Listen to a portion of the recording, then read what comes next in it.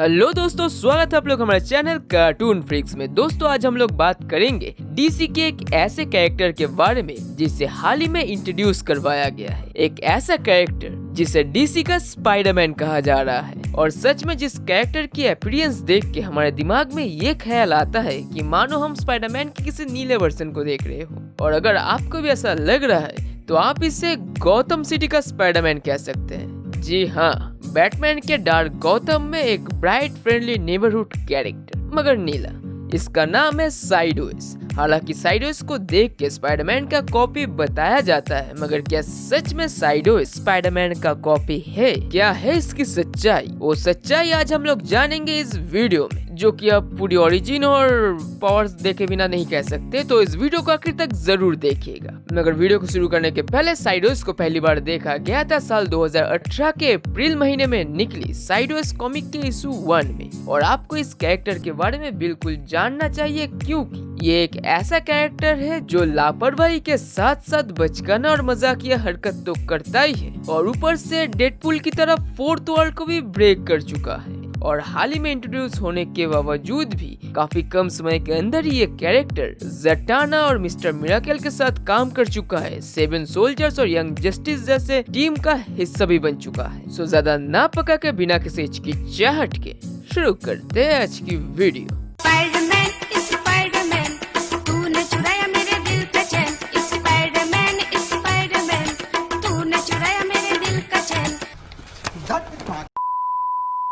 कहानी के शुरुआत में हम लोग देखते हैं कि टेलीपोर्ट होके साइडवेज एक लड़की के बाथरूम में आ जाता है और उसे गुड मॉर्निंग कहता है, जिसके जवाब में उस ब्रश करती हुई चौकी लड़की के हाथों से एक लाफा खा के साइडवेज बेडरूम में आ गिरता है। मतलब हद है यार। साइडवेज बताता है कि रुको, ये मैं हूँ। वो लड़की बताती है कि तुम कौन हो मुझे पता है, तुम हर जगह घुस सकते हो, इसका मतलब ये नहीं कि तुम हर जगह बेशर्मों की तरह घुस जाओगे। साइडवेज उस लड़की को सॉरी बोलता है और अपना नकाब उतारता है। और हमें पता चलता है कि साइडवेज डेरेक जेम्स नाम का एक टीनेज लड़का है जो गौतम सिटी में रहने वाले हेलेन फ्लिन और डेविड फ्लिन का एडॉप्टेड बेटा है। और वो ब्रश करती हुई लड़की डेरेक की सबसे करीबी दोस्त एर्नी थी, और उसी ने ही साइडवेज की इस कॉस्ट्यूम को डिजाइन करके बनाई थी। और डेरेक अपनी इस कॉस्ट्यूम को पहली बार पहन के एर्नी को दिखाने के लिए इतना ज्यादा एक्साइटेड था कि वो उसके बाथरूम में घुस गया था। जिसके बाद डेरेक इस कॉस्ट्यूम की और एर्नी की बहुत तारीफ करता है, जो सुन के एर्नी काफी खुश तो होती है, मगर मजाक में डेरेक को एक पंच मारती है कि दोबारा अगर मेरे रूम में आओ तो पहले मुझे मैसेज या फोन कर देना। मगर डेरेक की बॉडी कंक्रीट की दीवार की तरह सख्त थी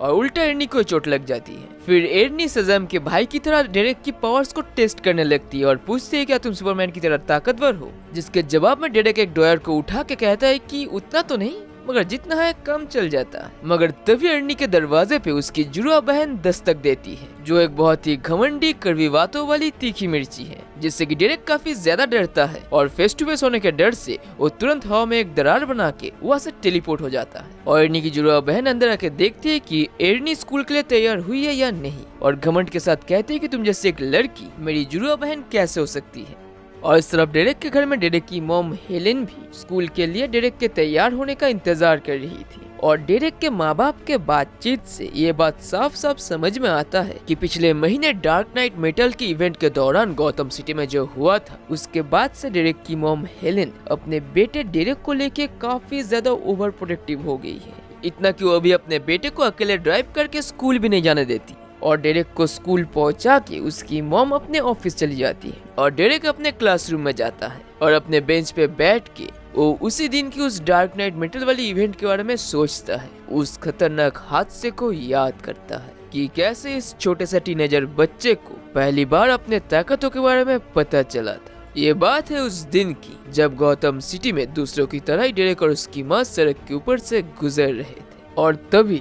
डार्क नाइट मेटल की उस इवेंट में अचानक से चैलेंजर माउंटेन वहाँ पे आ गिरती है, जिससे पूरा शहर हिल जाता है और जमीन फट के हर तरफ बड़े बड़े खाइयों की तरह दरारें बन जाते हैं। और उन्हीं में से एक दरार में डेरेक गिर जाता है। हेलेन ने सोची थी कि उसने अपने बेटे को खो दिया, मगर अचानक से 4 दिन बाद डेरेक शहर के किसी दूसरे कोने पे टेलीपोर्ट होकर गिरा, जिसके 1 दिन बाद हेलेन को अपना बेटा हॉस्पिटल में मिला। और उसी हादसे में उसके अंदर कुछ अनोखी शक्तियां आ गई। शुरुआत में तो डेरेक को कोई आइडिया नहीं था कि ये सब हुआ कैसे, मगर धीरे धीरे उसे सब समझ में आया। कि उसके पास कुछ अनोखे शक्तियां हैं और इन्हीं ताकतों को एक्सप्लोर करने के लिए डायरेक्ट स्कूल से निकल के तुरंत एक सुनसान जगह में हवा में दरार बना के टेलीपोर्ट हो जाता है और वो तुरंत अपना कॉस्ट्यूम पहन के एक लापरवाह टीनेजर की तरह अपने ताकतों को टेस्ट और लाइव स्ट्रीम में रिकॉर्ड करने लगता है और यह हुआ हवा में दरारें बनाने लगता है और काफी ज्यादा बचकानी और लापरवाह हरकतें करने लगता है। वो झील में गिर जाता है, अपने फोन को ऊपर से गिरा के तुड़वा लेता है और एक बार ऊंचाई से गिर के तो मरते मरते बचता है और इन्हीं हरकतों से परेशान होके उसके सामने टेम्पस नाम का एक एक्स्ट्रा टेरेस्ट्रियल बीइंग आता है जो साइडोस को रोकने आया था, जो बताता है कि साइडोस नियमों को लांघ के डायमेंशंस के बीच फुदक रहा है, स्पेस टाइम में दरारें बना रहा है, नियमों को तोड़ रहा है और गुस्सा होके कहता है इस बच्चे को अपने ताकतों पे कोई कंट्रोल नहीं है मगर इससे एक बहुत बड़ा खतरा आ सकता है, इसलिए इस बच्चे का जिंदा रहना एक मुसीबत है और इसलिए टेम्पस खुद आया था डेरेक को मारने, जो सुनकर डेरेक की हवा निकल जाती है और आगे हमें पता चलता है कि एक्चुअली टेम्पस फ्यूजिनॉट नाम के एक कॉस्मिक रेस का बीइंग है जो स्पेस एंड टाइम का रखवाला है, जिसका काम है प्राइम अर्थ के यूनिवर्सल बाउंड्रीज को यानी सीमाओं को प्रोटेक्ट करना और फ्यूजिनॉट के पूरे रेस का काम है मल्टीवर्स के डायमेंशंस और यूनिवर्सल बाउंड्रीज को सुरक्षित रखना जिससे कि डार्क मल्टीवर्स का प्रभाव इस पे ना पड़े और खास करके बार्बाटोस के हमले के बाद इसको डार्क क्रिएचर्स से बचाना भी अब उन सभी की जिम्मेदारी थी और डेरेक उनके जिम्मेदारियों को मुश्किल बना रहा था। उसके बनाए गए दरारें बहुत बड़े खतरे ला सकते हैं मगर डेरेक को टेम्पस के सारे लेक्चर्स अपनी मॉम की लेक्चर्स की तरह ही बोरिंग लगता है और वो वहाँ से फुदक के भाग जाता है और जान बचा के भागने के चक्कर में वो अपना हाथ भी तुड़वा लेता है। बहुत ही ज्यादा लापरवाह है मगर उसे भनक भी नहीं थी कि वो कितनी बड़ी गलती कर रहा है क्योंकि उस तरफ गड़बड़ी शुरू हो चुकी थी और इस तरफ डेरेक अपनी फ्रेंड एर्नी के पास जाता है जो उसे हॉस्पिटल ले जाती है और हॉस्पिटल में होश आने के बाद अपने माँ से डांट खाने के बाद उसे हॉस्पिटल में ही अपनी पहली प्रतिद्वंदी किल स्पीड मिलती है। प्रतिद्वंदी आई मीन सुपर विलन, जिसके साथ उसका अपना पहला सुपर हीरो फाइट होता है और लॉन्ग स्टोरी शॉर्ट धीरे धीरे इसके बाद साइडवेज का नाम फैल जाता है, आम जनता साइडवेज का नाम जानने लगे, जो एक सुपर हीरो होने के बावजूद था तो एक बचकानी हरकत करने वाला टीनेजर।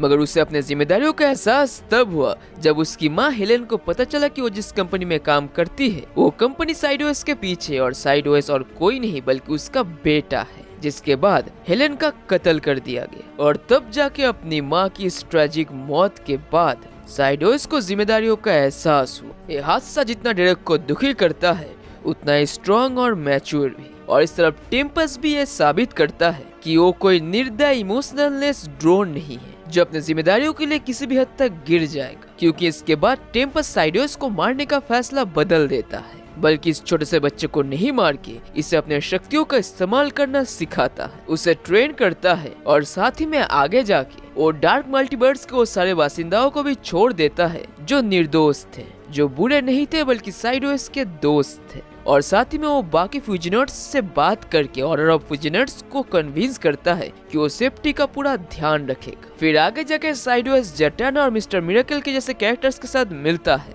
और बहुत ही कम समय के अंदर ही 7 सोल्जर्स और यंग जस्टिस जैसे टीम का हिस्सा बनता है और इंट्रोड्यूस होने के बहुत ही कम समय के अंदर ही इस छोटे से टीनेजर कैरेक्टर ने डीसी में अपनी एक अलग जगह बना ली है और अचानक से सभी को चौंका के उसने डायरेक्ट कॉमिक के रीडर से बात भी किया है, यानी फोर्थ वॉल को ब्रेक भी किया है, ऑब्वियसली क्योंकि वो हर एक डायमेंशन में फुदक सकता है। पुचुत पुचुत ये क्या था? फुदकने का साउंड इफेक्ट। और यहाँ से अगर पावर्स की बात करें तो इस कैरेक्टर के पास super strength, super durability, super reflexes, super agility, super endurance ये सब तो है ही, मगर खास जो है वो है हवा में दरार बना के universe to universe, dimensions to dimensions फुदकना, आई मीन जंप करने की और स्पेस टाइम में इंटरफेयर करने की काबिलियत। और इसका लेवल इतना ज्यादा है कि वो अपने फुल पोटेंशियल का इस्तेमाल करके अगर स्पेस टाइम के बीच एक बड़ा सा दरार बना दे तो वो लिटरली एक बड़ा सा ब्लैक होल क्रिएट कर सकता है, और साथ ही में वो अपनी इन दरारों को एज ए शार्प वेपन इस्तेमाल करके कोई भी चीज काट सकता है।